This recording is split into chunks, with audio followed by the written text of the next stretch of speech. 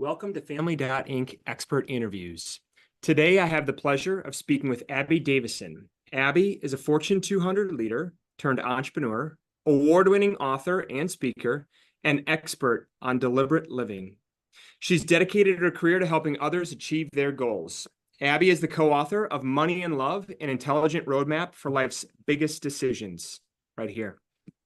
Inspired by a popular Stanford Business School course taught by her co-author, labor economist Myra Strober, the book uses data, stories, and a flexible framework to help people navigate high-stakes choices when money and love are involved. Abby and your work have been featured in outlets including the Financial Times, NPR, Fortune, BBC Women's Hour, the Wall Street Journal, Harvard Business Review, and Fast Company. Abby also writes the popular Substack newsletter, Practically Deliberate.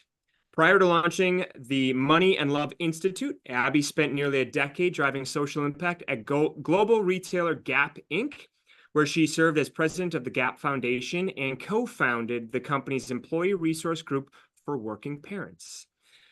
Her expertise in career development comes from serving as an alumni career advisor and coach at Stanford's Graduate School of Business, as well as from forging her own non-traditional career path, which we'll hear about today, across the public, private, and nonprofit sectors. Her professional experience also includes strategy roles at Net Impact, Tipping Point Community, the New York City Department of Education, and the Bridgespan Group. Abby has a BA from Yale and an MBA and MA in education from Stanford University. She lives with her husband, Ross, who's part of the story, and two sons in San Francisco, where she remains in relentless pursuit of the best tasting dark chocolate. Is that right? I mean, it's a lifelong pursuit, Josh. Yeah, it's someone's got to find it. Before we start, what's the lead horse? What's your favorite so far? There is a company called Alter Eco that has a dark chocolate with burnt caramel flakes in it that is currently a favorite. All right. alterego.com or something like that, I assume. Yes, exactly. This is a promo video for Alter Ego. Abby, thank you for joining. Today's discussion is titled Money and Relationships, an evidence-based framework for making decisions and taking action.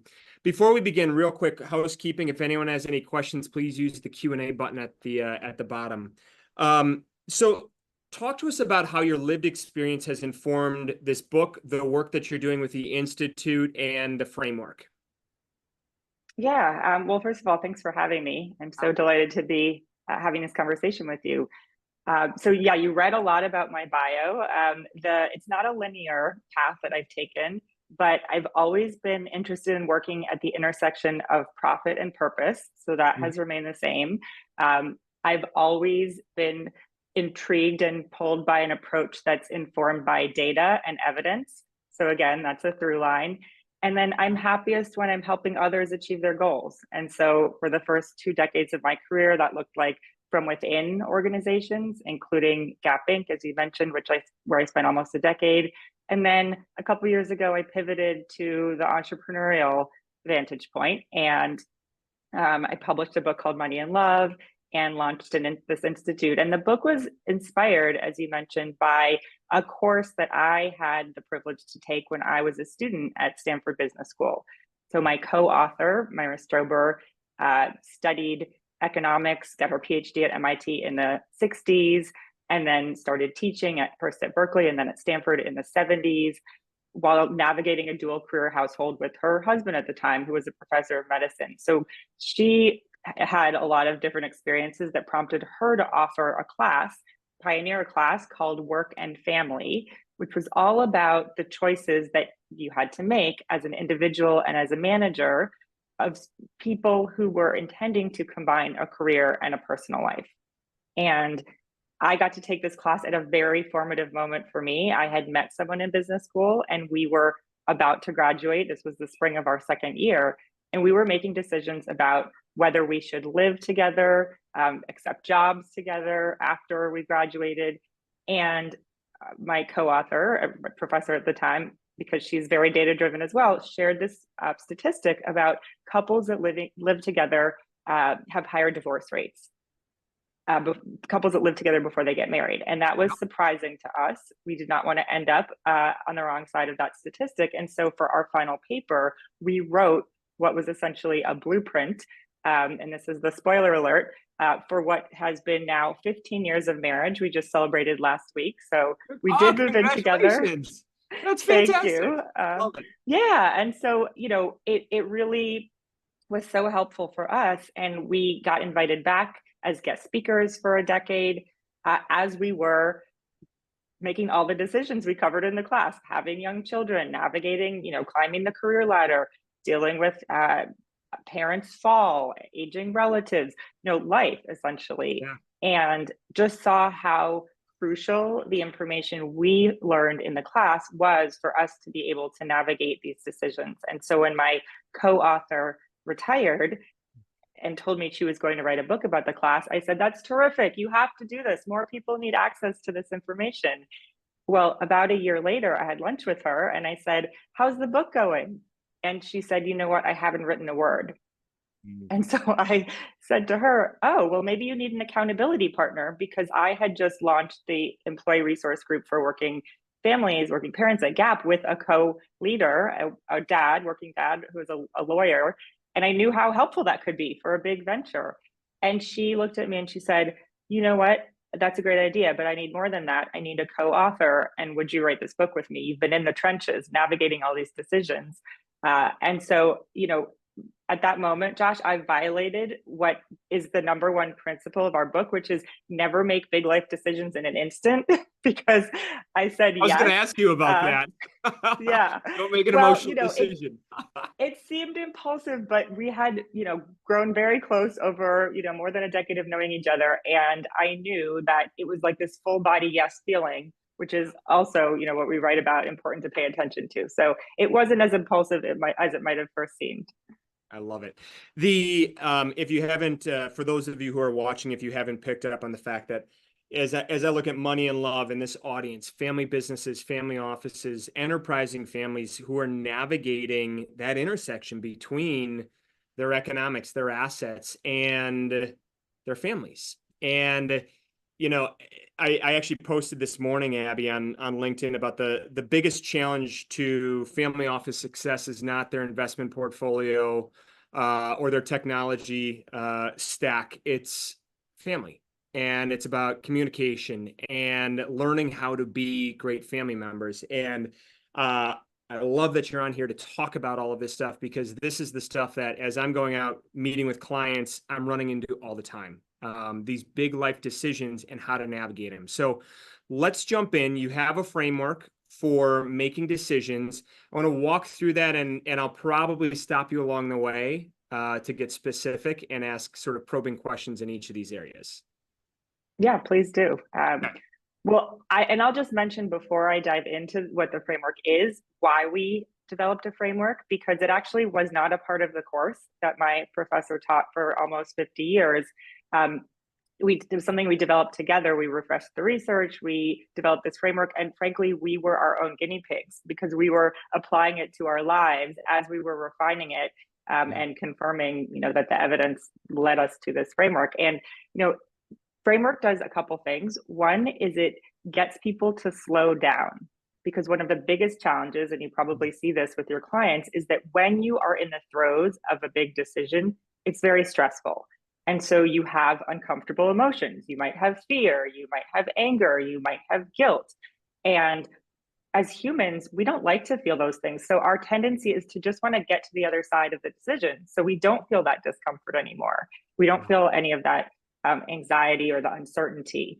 And so what the framework is trying to help us do is slow down, to not just make that decision to get rid of those uncomfortable emotions, and to turn over the right rocks, the rocks that the evidence has shown leads to better decision making. And it's a framework that you can apply to a variety of life decisions. So it's flexible, but it's also sturdy, meaning you can rely on it over and over again. So that was really the goal, because we can't presume to be able to tell everyone, what they should do, but we wanted to give them a guide that they could really lean on for a variety of decisions. So with that, the framework that we developed is called the 5 C's. The first is clarify what's most important to you. And I'll just go over these quickly and then we can drill down. I know we'll be talking about some examples, and I think that's the best way to bring these to life. So clarify what's most important to you, communicate with those most affected by the decision. The third C is to consider a broad range of choices. The fourth C is to check in with trusted resources. And the fifth is to explore likely consequences across different time horizons. Love it. Okay. So should we talk about clarification? Absolutely. All right. Walk me through, what does it mean to clarify this decision and some of the challenges associated with clarifying a decision? Yeah, well, I think that the hardest and most important C is clarification, because it really is, first of all, our wants are so influenced by other people's wants. So there's a French philosopher, Rene Girard, who coined this term mimetic desire, which means that when we see other people doing something or having something, it makes us want to have something too. So if you see your peers buying a vacation home, even though you like taking different vacations to different places, you might start to think, oh, maybe I want a vacation home. Maybe I should be investing in that for my family. Am I depriving them of having this memory, right, of a place that they go to? So we have to get really quiet, because not only are we influenced by other people's wants, we also are influenced by those voices that we hear in our heads of our family, our teachers, your grandmother, like whoever has a desire for you. It's very loud. And so you have to do a lot of work to tap into what's most important to you. And often, what I find really powerful is to get very clear on your values. And we can talk about, how to do that. But I really think they are the unlock, the North Star that helps you find your particular desires as opposed to those voices or what your peers are doing. I'm not going to lie, Abby. I wish I had this framework many years ago, and I was trying to figure out, do I join the family business? Should I go be a Catholic priest? Where's my life leading me? And, your point about the voices, it's amazing how many people, all with good intention, I think, chatter around what they think you should do based on how they know you. And it's really hard to, there's a natural tendency to not want to disappoint, especially when it comes to family and close friends who have potentially very strong points of view on how you should be leading your life and the decisions that you should be making. And unless you can, I would imagine there's an element going to the checking in around, okay, getting feedback and so forth, but to be able to block them out is really tough. So you talk about anchoring into values. Can you explain more about that, and what does that look like? Yeah, so this idea of identifying what are those key elements that make you, that if they didn't exist would feel really uncomfortable or untenable for you, is very helpful. So that can be, there's a number of ways into that, and everyone's going to have something that resonates more with them. Sometimes it can be helpful to pay attention to, as you're reading or watching the news, what are the issues that get you really fired up? What are like really, you just have like outsized emotional reactions to something that you read because that's touching a nerve that has connected to a value, or something that you couldn't live without, that if even if it caused you great pain or discomfort, you would have to be true to this because it is just so fundamental to who you are. So there's a number of questions and exercises you can do to try to get at what those values are. Sometimes it's helpful to have I think actually at every stage it's really helpful to have a neutral third party who can be a sounding board. And so whether that is a therapist or a financial advisor or a consultant, or a friend, someone who knows you but isn't as invested in a decision or as invested in your choices as some of those voices are that you might be hearing, those can be helpful sounding boards. So getting quiet, anchoring into your values, and understanding kind of what's moving you, what's driving you at the core, part of the clarification process. And then we move into communicate. So what does communicate look like? And similar, what are the challenges with the communication step in the framework? Yeah, so the communicate step is really because we don't make decisions in a vacuum. Certainly, we have others who are very affected by those decisions. But sometimes the tendency is to like figure it all out in your head before you go to the person who's going to be most affected. And the reason that the communicate C is second, right, only after clarify, is that it's actually really important to bring in those other um, important people. I mean, it's often one person if you are, have a life partner, if you are co-running a business, right, and you're making a Mhm. decision with your co-CEO or what have you. It's really important to have that conversation early because clarify and communicate, we say, are a bit of a dance. You clarify, you then share that perspective with the other person who's going to be affected, and then really listen to what they have to say. Because often when we communicate, we're so focused on what we are sharing, we really, try to get the wording perfectly. But it's really almost more about listening and about hearing their response, and then letting that actually influence your perspective. So what we like to say is, we have to think about the where and the when of the communication as much as the what. So I'll give you an example. Uh, my husband and I uh, found that we actually have our best communications about big life decisions when we go on hikes. Because when we try to have this conversation, as we're brushing our teeth, getting ready for bed at night, or like trying to get the kids out the door in the morning, like those are the worst moments to have big communications. But it's so often when we bring it up, it's like, hey, I was thinking about, quitting my job, and like then you're supposed to go to bed with this like, giant, you Yeah.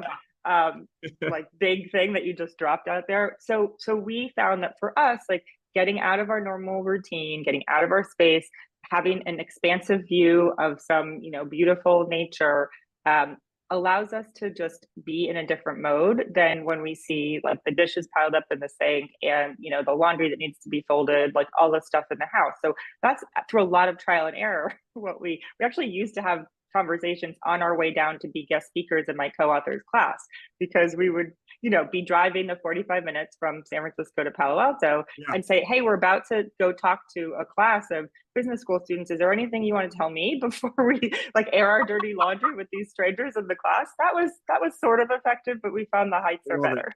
I love it. So Abby, I'm thinking of client experiences and my own life experiences. It feels like there's a natural inclination in the communication phase to defend your position, which, in your head you've gone through this clarification process. Talk to me about the defensiveness of a position and how do you navigate that and guard against getting defensive in this process?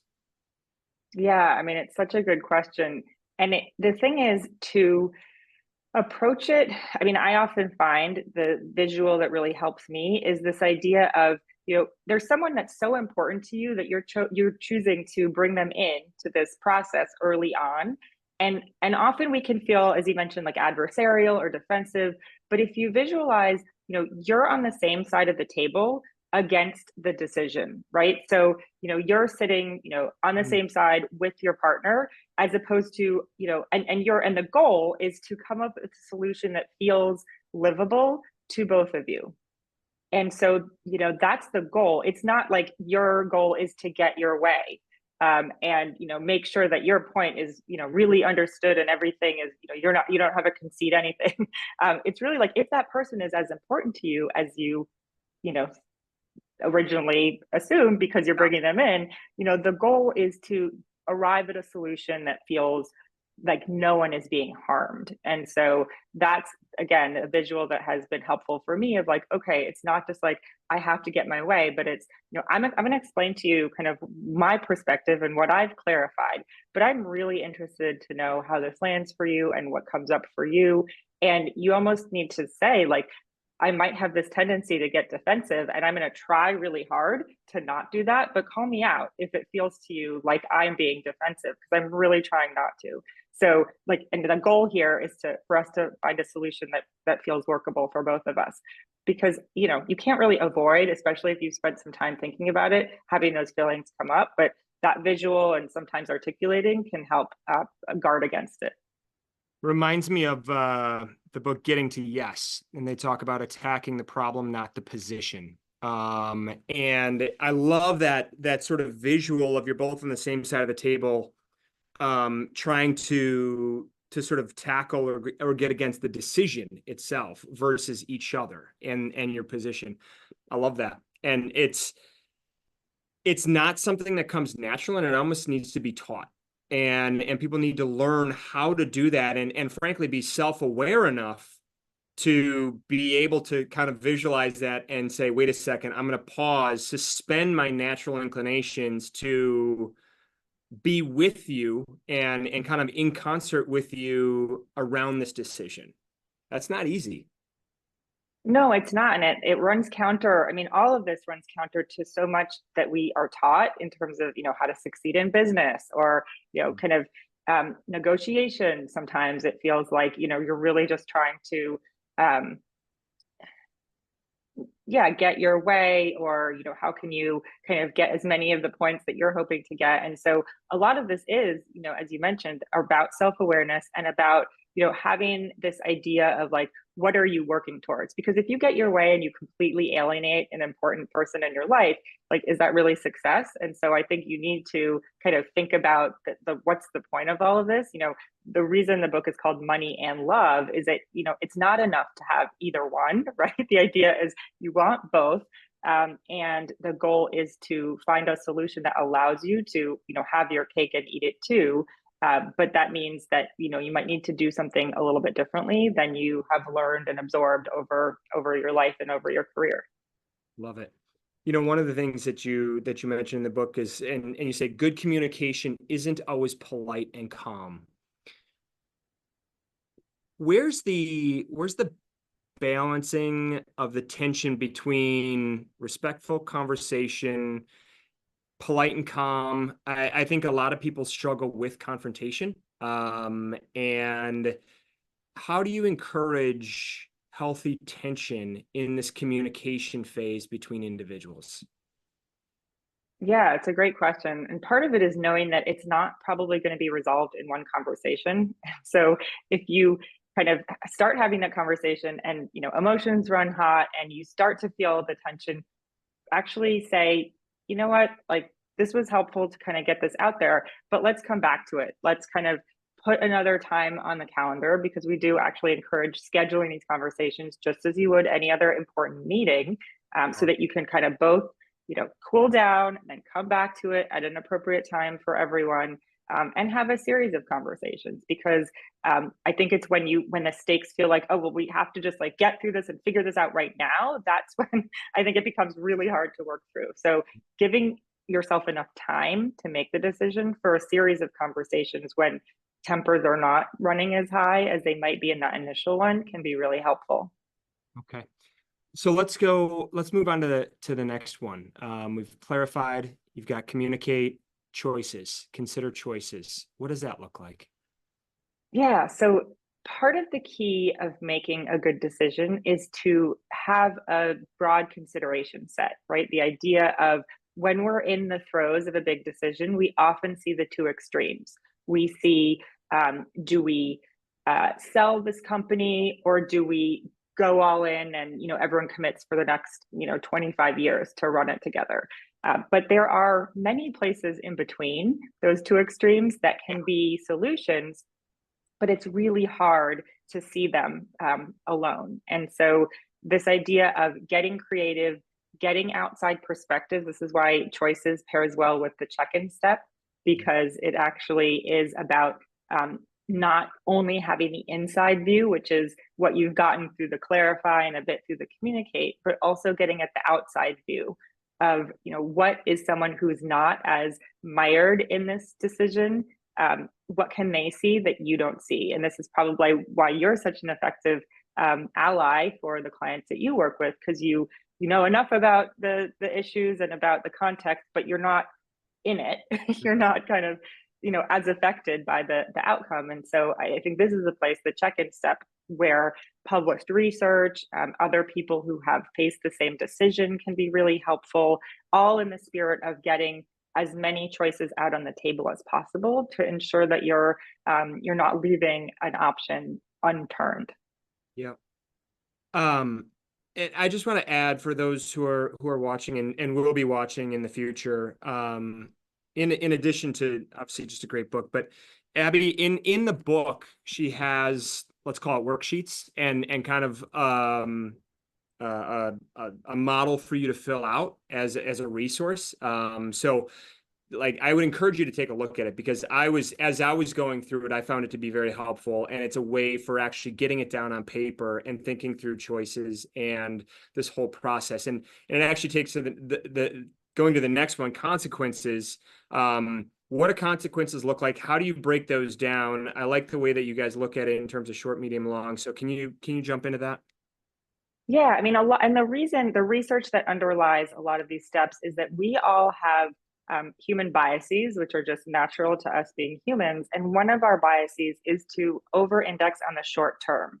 So, what the consequences step is trying to get you to do is to look beyond that short term bias into the medium and the long term, and also overcome our negativity bias by thinking about not just what could go wrong over the short, medium, and long term, but what could go really right.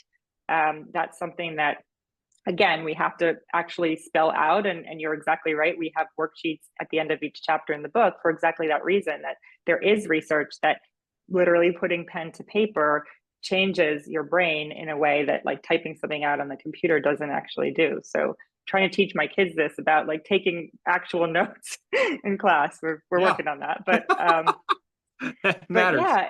yeah. Yeah, it does. And so the consequences step is you're really forecasting both the upside of what that could look like from certainly from a financial perspective, but also all the other things that are potential consequences of a decision, and the potential downside, and then thinking about, well, how likely is that upside, and how likely is that downside, and what might you do actually to have the upside be more likely than the downside. And some of it is luck. And this framework, we like to say, it's not a silver bullet. It's not you follow it and everything will go perfectly. But what it does is actually help you feel more confidence in your process, so that you're not only dependent on the outcome to determine whether or not the decision was the right decision. And it's something that Annie Duke, if you follow her work at all around decision making, she talks about resulting, which is the challenge that so many of us face, where we determine whether a decision was good or not based on the outcome. And there's only so many things we can control. So really leaning on the process to determine if a decision was made in an effective way helps you detach a bit from the dependence on the outcome, and helps you feel better and more confident about the way you approach that decision. And as my co-author likes to say, at some point you say, I did my homework, I did my research, angels couldn't do better, right? And so that's the goal. Abby, I love the fact that you guys are taking kind of an analytical, statistical based approach to this, and have done research on this, and taking this idea, like, this sort of process is what would happen in any organization and in any company that's trying to make a good decision, whether it's capital allocation or otherwise. And I often talk about the fact that, if I look at the leadership development industry and the billions that are spent in organizations trying to help colleagues get to know one another and crucial conversations and everything else, it doesn't happen in homes. It doesn't happen in families. They're not using those same tools that we're spending billions of dollars on in corporations in the house. And this is essentially applying that exact same rigor to a decision that you would make in an organization for a personal decision that impacts you, your family, your friends, and so forth. And the one word that caught my mind or my attention was, the idea of a premortem in the consequences, going through a premortem, which you would do in an organization, but applying that to our own thinking and our own decisions doesn't usually happen. And I love it. It's great. Yeah, it's so true. I mean, my husband and I both have MBAs, right? We do lots of exercises, in the context of our work, certainly when we're working for big companies. And yeah, I think there's this tendency, and the reason, this my co-author's class was such an aha moment for me was that the conventional wisdom is to really separate decisions about money, decisions about career and finances from relationships, right? Like that's materialistic if you think about those things in the context of someone who you love, but it's not, because all of life's big decisions have an element of money and an element of love, and certainly who you choose to spend the rest of your life with has a huge impact on your career and your ability to pursue a certain set of activities that require you to show up in your career in a certain way. And so I think we've all been done a disservice by this conventional wisdom to separate these two elements. And exactly what we're trying to do is what you mentioned, is bring a lot of the science and the rigor that has been applied to these decisions in the business context to our personal lives. Yeah. In the spirit of sort of a case, can you walk us through an example of this framework put to use? Might as well follow the business school model and live it out. So can you walk us through that? I'd love to kind of poke in on questions. Yeah, absolutely. And I have been really struck since our book came out by the range of folks who have told us how they applied the framework. Everyone from a woman in her 80s making complex end of life decisions and needing to communicate those to her family, to a man in his 20s deciding to break up with his partner. We actually got an email after a workshop we did that said, I just want to let you know, like, it was a really hard breakup, but it was for the best. Now I've met someone new and I'm working through this book and the exercises with them. And then the woman in her 30s who was, figuring out how to move on after a divorce. So yeah, the range has been really significant. We did a survey when we were writing this book and asked people what big life decision did they want to talk about? Did they have a lot of energy about? And the number one decision that people wanted to talk about was moving, and where to live, how to decide when to move. It's something that actually comes up over and over again in our lives, and it's not really a one and done thing, right? Often, the decision whether to have a child, whether to have children, probably you're not going to have that conversation more than you can count on your two hands, right? But many of us have actually moved more than that. So actually coincidentally, or maybe not coincidentally, my co-author and I both faced moving decisions while we were writing our book.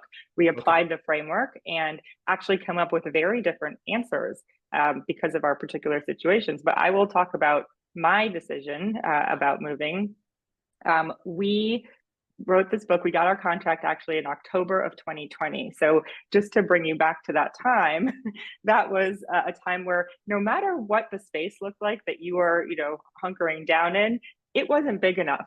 And it certainly felt like you were all, on top of each other if you had more than one person. And conversely, for the people who lived alone, like it was actually, there were a whole set of other challenges. But in my case, my husband and I were both working for, big companies. He was the CFO of a technology company. I was running the Gap Foundation. Our kids were 7 and 4, and we're zooming into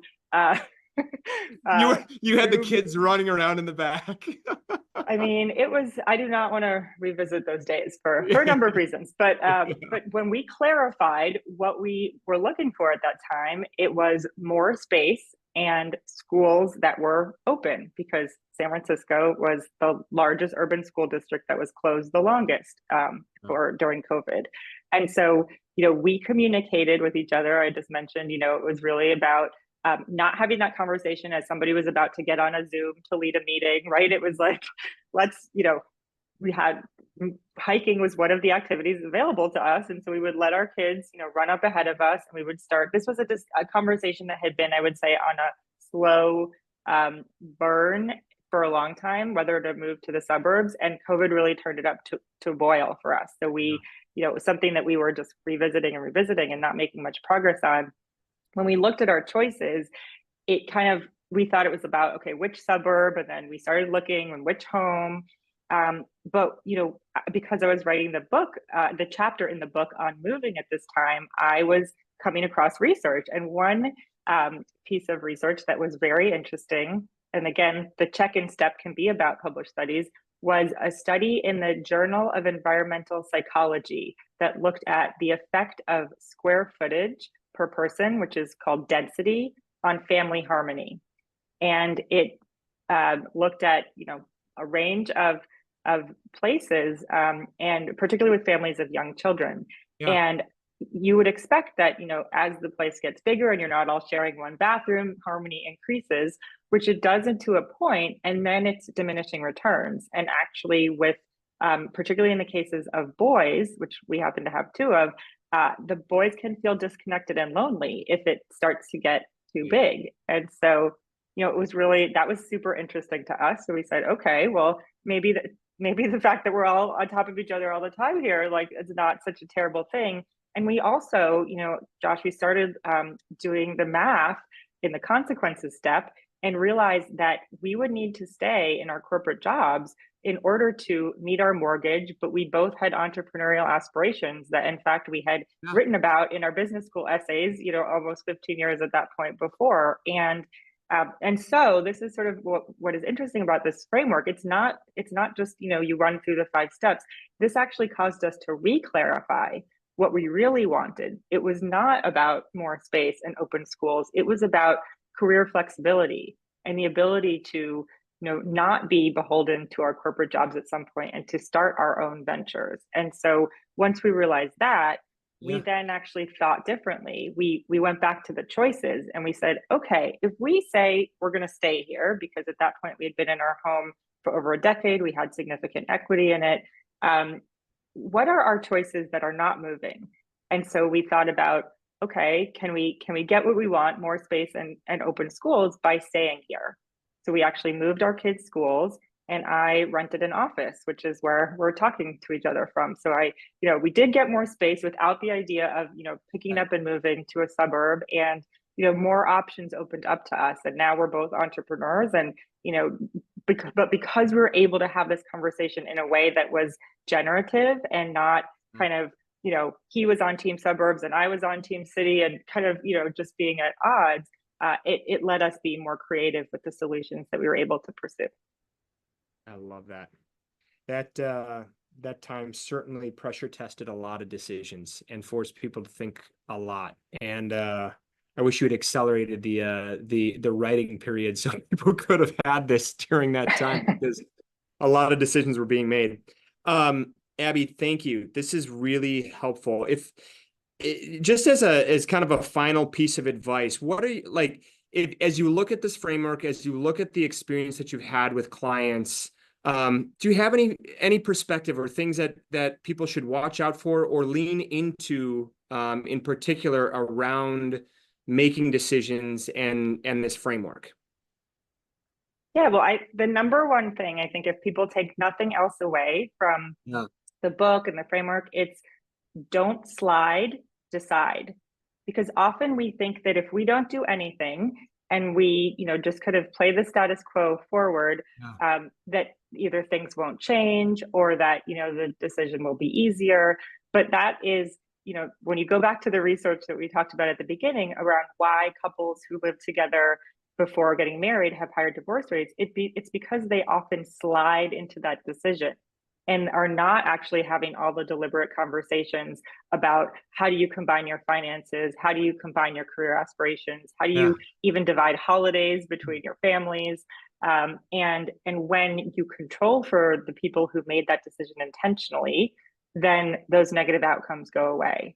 And so I think that same idea applies to every big decision, whether it's succession of a company, to whether we should open a new division in a certain area or close a division. It's, don't slide into that decision by kicking the can. Really make it deliberately, and a framework can help.